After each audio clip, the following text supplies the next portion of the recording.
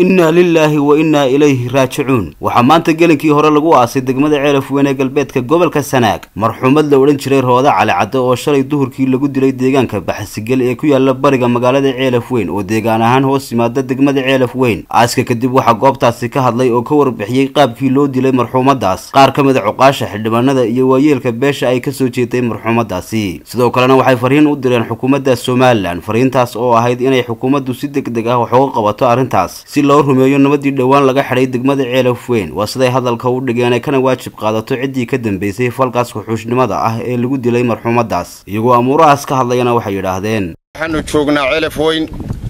maanta halkan Ceelaf Weyn waa tii dhibaato badan ka dhici jirtay waa tii ay isdaba joogtay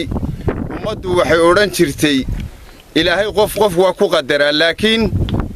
hal la samro oo hal isla sugo qadarta waxa lagu lamaanin jiray marka maalin walba ilaa 20 ama 10 dhintaan inta qof dhinto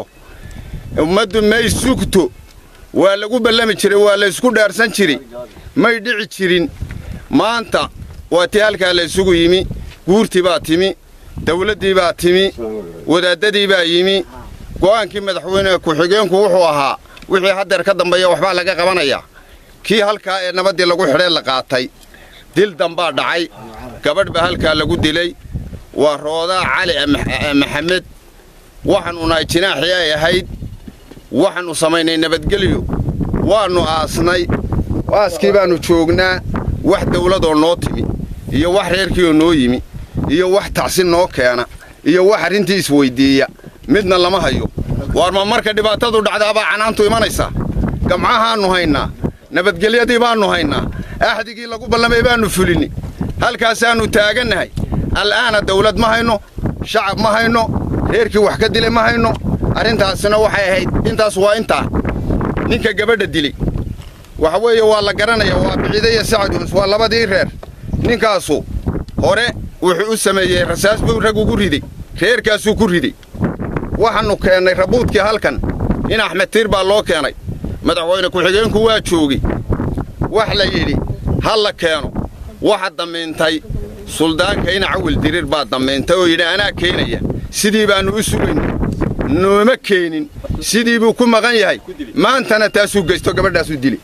arintaasuna waa arinta waanu ogeysiinaynaa sida la sheegayo mayd baanu dul taaganahay maydkanu shalay 10kii saac markii ay ahayd shalayto ayuu go'ay sida loo sheegay annagu xalay baanu guura ku nimi galbeed baanu ka nimi ilaa garada gilaanta ka shaysan ka nimi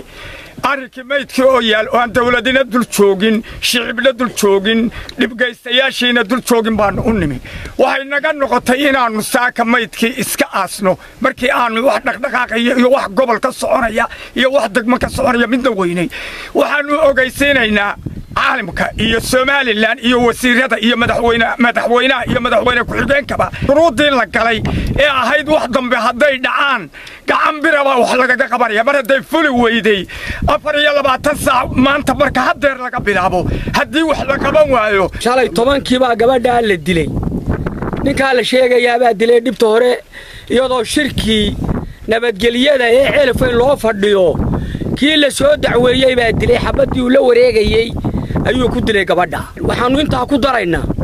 annagu waxaanu fulinaynay oo adkaynaynay nabadgelyada Soomaaliland ee degmada Ceelaf Weyn karaamadu ka dhacday ee culimadii timi ee dawladii timi ahdigii lagu ballamay baanu adkaynaynay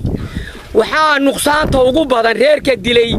waxba saari maayno isagu waaba dilay laakiin nuqsaanta koobaad waxaanu saaraynaa dawladda ciidamo iman taliya qaybeed ma iman barasa ma iman mid ku xiga ma iman haba yaraatee gobol iyo meel kale toona meel dawladda Soomaaliland ka timi oo arinta xil iska saartay oo iska tixgelisay ma jirto annagu inta waxaanu ku haynay nabadgelyadii la qaatay iyo karaamadii Ceelaf Weyn ka dhacday go'aankii lagu qaatay baanu ku nabadgelinaynay oo ku haynay hadeerna xilligaas ay maraysaa Ahmed Mursal Askar Star TV Ceelaf Weyn